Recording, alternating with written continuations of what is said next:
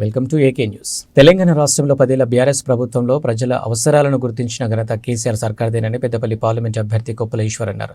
మందని పట్టణంలోని గాంధీ చౌక్లో కార్నర్ మీటింగ్లో పార్లమెంటు ఎన్నికల ప్రచారంలో పాల్గొన్న ఎంపీ అభ్యర్థి కొప్పుల ఈశ్వర్, మాజీ ఎమ్మెల్యే పెద్దపల్లి జిల్లా పరిషత్ చైర్మన్ పుట్ట మధుకర్ ఆనాడు రైతులకు ప్రజలకు కష్టాలు రాకుండా కేసీఆర్ చూశారని, ప్రతి పల్లెను ప్రతి బాటలో నడిపించాలని గొప్పగా ఆలోచన చేసి కార్యాచరణ చేసిన చరిత్ర ఆయనకే దక్కిందన్నారు. అయితే 10 ఏళ్లు గొప్ప పరిపాలన చేసిన ప్రజలు మార్పు కోరుకున్నారని, ఆ మార్పుతో ప్రజలకు గోస తప్ప మేలు జరిగిందేమీ లేదన్నారు. బీఆర్ఎస్ ప్రభుత్వం కేసీఆర్ కుటుంబంపై కుట్రపూరితంగా చేసిన విషయ ప్రచారాలతోనే ప్రజలు మార్పు కోరుకున్నారని ఆయన అన్నారు.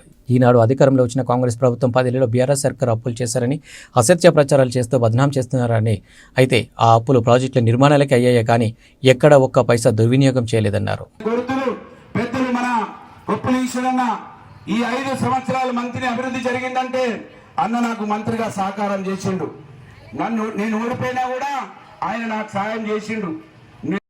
ఇంట్లో వంట చేసిన ఇంటామె విన్నదట, ఏందా నువ్వు ఏం మొక్కుతావు, ఆటాన సూది కోసం 5 కిలోల చక్కెర మొక్క పడుతుంది, ఇదేంది అంటే పిసదాన్ని ఆగరాదే నీకేం తెలుసు, సూదైతే దొరకని చక్కెర పంచే సంగతి దేవుడు చూడొస్తాడా అని అన్నాడట.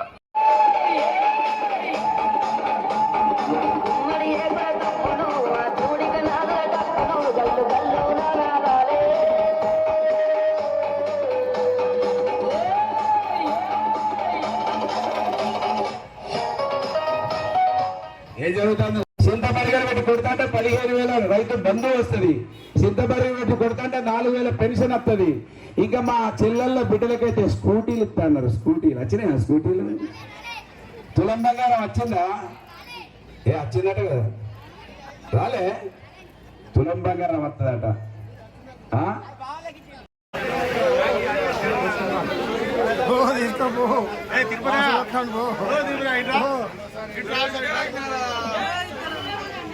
మీకోసం కొట్లాడాలంటే ఈశ్వరన్న రావాలి. దొంగలు కొంతమంది అమ్ముడు పోతున్నారు పైసలకు, అధికారం కోసమని. కానీ మీ బిడ్డ మీ తమ్ముడు అమ్ముడు ఓడు, మీకోసం కొట్లాడతాడు. అవకాశం వచ్చింది. పోచమ్మవాడల 100 ఇళ్ళు కట్టించిన, కూచిరాజపల్లిలో 120 ఇళ్ళు మొదలుపెట్టిన, మంచి రోడ్లు చేసిన. మా మీద కోపం ఉంటే, మా మీద కక్ష ఉంటే ఈడున్న చెట్లను చంపేసిర్రు. చెట్లను చంపేయచ్చా? మంచి మంతిల్లా మంచి వాతావరణం కల్పిస్తే, మంచి చెట్లు పెట్టి మంచి వాతావరణం, చెరువులను బాగా పెట్టి, చెరువుల మీద లైట్లు పెట్టి, బొక్కల వాగు మీద లైట్లు పెట్టి, అంబేద్కర్ చెరువు మీద లైట్లు పెట్టి, తమ్మి చెరువు మీద లైట్లు పెట్టి, రావుల చెరువు మీద లైట్లు పెట్టి, ఆ బొక్కల వాగు నుంచి మన పోచమ్మవాడ మీదకి వెళ్ళి అక్కడ నరసింహస్వామి గార్డెన్ దాకా రోడ్డు తీసుకుపోయి ఈ మంత్రిని బాగు చేస్తే మా మీద ఇవాళ కక్ష కట్టి ఇవాళ చేయించాల్సిన పనులు కాంగ్రెస్ వాళ్ళతో చేయించకుండా అమ్ముడు పోతా ఉన్నారు. అమ్ముడు పోయి ఈ చెట్లను తీసేసిర్రు, చెట్లను ఆగం చేస్తున్నారు. అంతేకాకుండా ఇవాళ 4 నెలలైంది. 4 నెలల కాంగ్రెస్ వాళ్ళు ఏం చేసిరంటే ఇక్కడ రాష్ట్రంలోనే డబల్ ట్యాక్స్ అంటే డబల్ ఆర్ ట్యాక్స్ అయితే మంత్రిలోనేమో SR ట్యాక్స్ మొదలైంది. SR అంటే మీకు అర్థం కావాలి, ఇద్దరు అన్నదమ్ములు ఎస్ల కిందకి వస్తారు. ఇక్కడ లోకల్ ఆయన ఒక ఆయన ఎస్తున్నాడు, ఇక్కడ మొన్న గెలిచిన వాళ్ళు ఒక 6 ఉన్నారు. ఈ SR ట్యాక్స్ ఏదైనా మున్సిపాలిటీకి ఎవరైనా పని పోతే SR ట్యాక్స్ కట్టిరామని ఆయనే చెప్తాడట అధికారి. మున్సిపాలిటీలో ఉంటాడు కదా పెద్ద అధికారి, ఎక్కడికి ఇవ్వమంటుండంటే SR ట్యాక్స్ కట్టేస్తేనే ఇల్లు పర్మిషన్ వచ్చిందట, ఇస్తామంటుందట. మా ఊరున్నాడు మా తమ్ముడు, మా శేఖర్ గారు, పాపం ఆయనకి ఇల్లు రాలే పోచమ్మ వాడాల. అక్కడ కలెక్టర్ దగ్గరికి పోతే అది ఆపిండ్రు వాళ్ళని. వాడి ఇంటికాడ పందుల కొట్టం లాంటి కొట్టం ఉంటే రేకులు వేసుకుంటానంటే వాళ్ళని కూడా పోయి SR దగ్గర కలిసిరమ్మన్నారట. అంటే ఎవరు పనికి పోయినా ఇక్కడ లోకల్ ట్యాక్స్ ఒకటి పెట్టిరు కాంగ్రెస్ పార్టీ వాళ్ళు రాగానే. ఈ ట్యాక్స్ నడవనీయమని నా భార్యను దింపేసిర్రు. నా భార్యను దింపేసి మేము నా 10 ఏళ్లల్లా దాదాపు ఒక 400-4,000 ఇళ్ళు కట్టిస్తే వాళ్ళు వచ్చి పాపం ఇల్లు కూలగొడుతున్నారు. మొన్న పోయినసారేమో ఈ ఇల్లు మొత్తం ఓన్లీ సజ్జనే కూలగొట్టిర్రు 10 ఏళ్ల కింద. కానీ ఇప్పుడేమో 4-5 ఇళ్ళు పాపం కట్టుకున్న వాళ్ళు ఇల్లు అన్యాయంగా ఇల్లు కూలగొట్టిండ్రు. అంతేకాకుండా చాలా గొప్ప పనులు జరుగుతున్నాయి మంత్రిలో. గప్చుప్ పెట్టుకుంటానికి ఇక్కడ ఒక ఆయన గప్చుపట వాన్ దగ్గర వసూలట. గప్చుప్ దగ్గర పాపం ఇక్కడ నుంచి రాజస్థాన్ నుంచి పొట్ట చేతులు పట్టుకొని వస్తే ఆ గప్చుప్ ట్యాక్స్ మొదలైంది. అంతేకాకుండా మన ఆర్టీసీ బస్ స్టాండ్లో ఆ మేతరోళ్ళు పాపం ఆ మేతరు పని చేసుకొని బతుకుతారు. వాడిని భయపెట్టించిరట మేతరాయి నేను ఆయన దగ్గర కూడా ట్యాక్స్ వసూలట. ఇవాళ లోకల్ ట్యాక్స్ స్టార్ట్ అయింది. ఏ లోకల్ ట్యాక్స్ స్టార్ట్ అయినా ఎవరు వచ్చి మాకు కలిసినా మీకోసం పోరాటం చేస్తాం. ఇవాళ కొంతమందిని భయపెట్టించి కుల సంఘాలను చేంజ్ చేసుకుంటున్నారు. ఎవరో చిట్టీలు వేసుకుంటున్నారు. ఆ చిట్టీలు వేసుకుంటోళ్ళ మీదకి పోలీసు వాళ్ళని పంపించారు. భయపెట్టితే ఆ చిట్టీల మీద కేసులు పెడతామంటే వాళ్ళు కొంతమందిని చేయనైనరు. ఇవాళ కూడా బంగారం షాపుల వాళ్ళు వడ్ల కమ్మరోళ్ళను భయపెట్టించిర్రు. పాపం వాళ్ళు ఏదో బంగ్లా కట్టుకుంటాను అక్కడ ఆ బంగ్లాను ఆపేసిర్రు. 4 నెలలు ఆపేస్తే మా వడ్ల కమ్మరోళ్ళు తిరిగి చెప్పులు అరిగిపోయినాయి. ఇక చీరక తప్పుతలేదు అన్న మేము బతకటట్లేం ఆ కండువ కప్పుకుంటేనే మా బంగ్లా కట్టిస్తారట అని చెప్తే ఎట్లన్నా ఒక దగ్గర బతకండి అని చెప్పినాం. కనుక వాళ్ళు అయిపోయినరు. ఇలా బంగారం షాపులను భయపెట్టిస్తున్నారు. వడ్ల కమ్మరోళ్ళు అయిపోయింది. వాళ్ళు రేపు మాపు మళ్ళీ కండువలు కప్పుకోవాలి, లేకపోతే మీ బంగారం షాపుల మీద రేట్లు చెప్పిస్తామని గిరిగిరిగా రేపు రూపాయి ఆటను అప్పులు ఇచ్చి బతుకుతారు. వాళ్ళ మీద దాడులు జరుగుతున్నాయి. ఎవరైనా ప్రేమతోటి చేరాలా కానీ ఇవాళ భయపెట్టి చేర్పించుకుంటా ఉన్నారు. చేరేటోళ్ళు ఆలోచించుకోవాలి. మీరు కాంగ్రెస్ పార్టీలోకి పోతున్నారంటే వాళ్ళ పథకాలు మీరు వద్దనే పోతున్నారు. దయచేసి ఎవరు అమ్ముడు పోయినా ఎవరు నన్ను వదిలిపెట్టిపోయినా నా సంబంధం పేగు సంబంధమే. మీకోసమే ఉన్నా, మీకోసమే పుట్టినా, చివరి బొట్టు వరకు ఈ రక్తం మీకోసమే కొట్లాడుతుంది. ఇవాళ మళ్ళీ హామీ ఇస్తున్నా. కనుక దయచేసి ఆలోచించండి.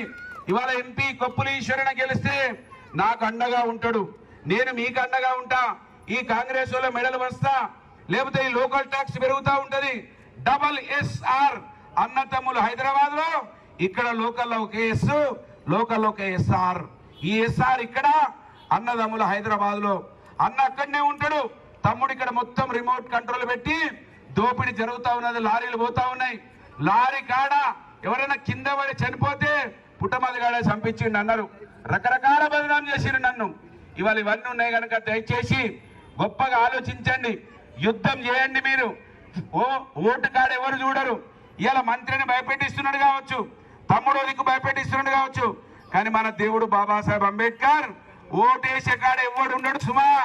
నిన్ను తొంగి కూడా ఎవడు చూడడు. గక్కడిని నువ్వు రాజు అవుతావు. గా ఆలోచన చేస్తేనే నువ్వు దొరవవుతావు. గా ఆలోచన నీకు అన్నం పెడుతుంది. కనుక ఆలోచన చేసి ఓటేయండి.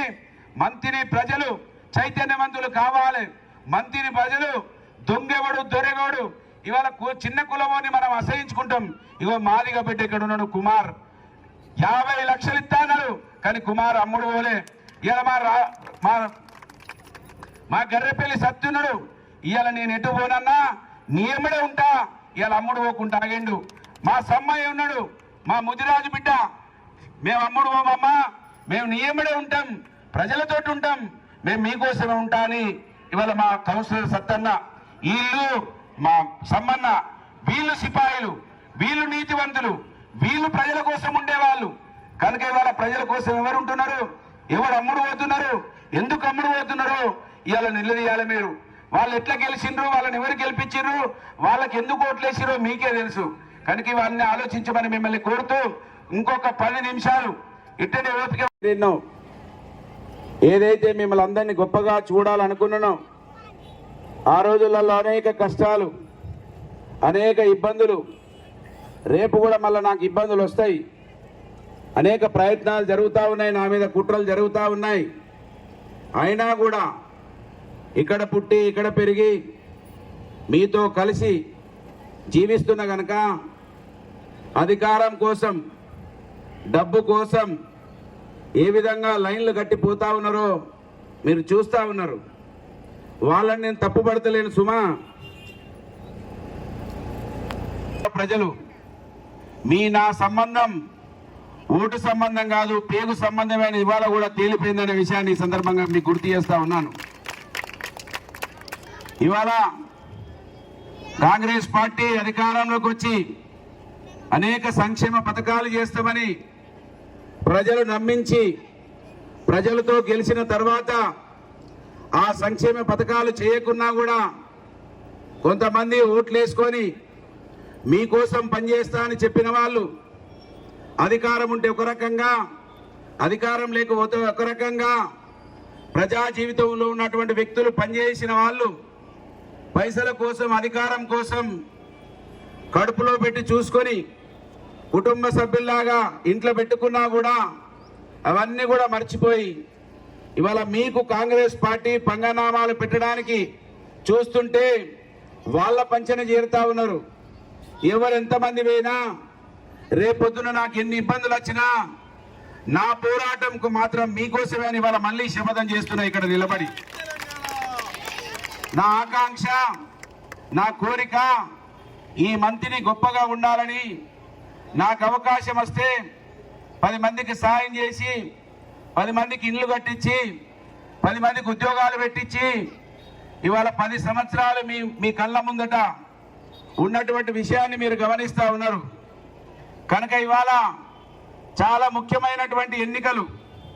కేసీఆర్ గారు, నేను ఇద్దరం కూడా ఎవరో వచ్చిందని, చుట్టం వచ్చిండని, తమ్ముడనో వరుసతోటి అల్లుడనో బావనో బామ్మడిదనో వచ్చిండని వాళ్ళ మాట విని ఓట్లు వేయకండి, ఆగమైపోతారు, ఆలోచించి ఓటేయమని చెప్పిండు కేసీఆర్. మన దేవుడు బాబాసాహెబ్ అంబేద్కర్, ఆయనను మనం గుర్తు పెట్టుకోవాలి. ఆయన గురించి తెలియకుండా కాంగ్రెస్ పార్టీ అంబేద్కర్ గారిని ఒక ఎస్సీలకే పరిమితం చేయడం వలన, మనకు ఆ ఓటు గురించి తెలియకపోవడం వలన ఇవాళ మోసం చేస్తున్న కాంగ్రెస్ పార్టీ మళ్ళీ మనల్ని మోసం చేయడానికి కారణం మనం ఓటేసేటప్పుడు ఆలోచిస్తలేం కనుక. కేసీఆర్ మొత్తుకున్నాడు, నేను మొత్తుకున్నా, మీరు పెడ చెవిన పెట్టిండ్రు. ఇవాళ ఉన్న ఎమ్మెల్యే 10 సంవత్సరాలలో 5 సంవత్సరాలు ఎమ్మెల్యేగా లేనప్పుడు, ఎమ్మెల్యేగా ఉండి కూడా నా దగ్గర అధికారం లేదని చెప్పినప్పుడు అయ్యో పాపం అని మీరు నమ్మిండ్రు. నమ్మి మీ తమ్మునిగా, మీ కొడుకుగా, మీ అన్నగా ఉన్నటువంటి నన్ను మీకు దూరం చేసుకున్నారు. అయినా నా సంబంధం ఆయనలాగా ఓటు సంబంధం కాదు కదా, నా సంబంధం మీ పేగు సంబంధం కదా, నేను ఇట్లనే ఉంటా, మీతోటే ఉంటా. కానీ ఈ ఎన్నికలు అయిన తర్వాత, ఈ ఓట్ల తర్వాత ఈశ్వరన్న గెలవకపోతే మీకు ఖచ్చితంగా ఈ కాంగ్రెస్ పార్టీ 100 రోజులలో చేస్తా అన్న పనులు ఒక్కటి కూడా చేయకుండా రేపు కౌన్సిలర్ను, ఎంపీటీసీనో లేకపోతే సర్పంచ్నో గెలిపించి మాకు పథకాలు వస్తలేవంటే రావు. గొప్పలు ఈశ్వరన్న గెలిస్తే ఇక్కడ పెద్దపల్లిలో కావచ్చు, అక్కడ భూపాలపల్లిలో కావచ్చు, హైదరాబాద్లో కావచ్చు, ఢిల్లీలో కావచ్చు, వీళ్ళ మెడలు వంచితే తప్ప వాళ్ళు ఒక పథకం కూడా ఇవ్వరనే విషయాన్ని మీరు శ్రద్ధగా ఆలోచించాలి. మన ఎమ్మెల్యే సాబునని వాళ్ళ నా దగ్గర ఏమున్నదని చెప్పిండు. మొన్న ఎలక్షన్లలో నేనే అన్ని చేస్తా అని ఈ కాగితం ఇచ్చిండు. ఈ కాగితం మీ అందరి దగ్గర ఉంచుకోమని చెప్పిండ్రా, చెప్పలేదా? ఒక్కొక్క స్టెప్ కిందికి జరగండి, సత్తాను ఒక స్టెప్ కిందికి దిగాలి. ఇచ్చిండా? ఇది ఉంటేనే పథకం వస్తుందని చెప్పిండా? కాంగ్రెస్ వాళ్ళు వచ్చి చెప్పిర్రా, చెప్పలేదా? నేను నాది దగ్గర పెట్టుకొని తిరుగుతాను, మళ్ళీ నాకు కూడా రావాలి. ఇలా నాకు వచ్చేటి 15,000 రూపాయల రైతు బంధువు రావాలి, నాకు 500 బోనస్ రావాలి. అందుకే నేను దగ్గర పెట్టుకున్న శ్రమ మరి మీది పోతే రావు. ఉన్నాయా లేవా కాగితాలు? చెప్పిర్రా 100 రోజుల లోపల అని. నేను ఇట్లా అబద్ధం చెప్తానా? మరి 100 రోజుల్లో వాళ్ళే చెప్పారు కదా. 100 రోజులలో వాళ్ళు చెప్పిన మాట మహాలక్ష్మి అని చెప్పిండ్రు.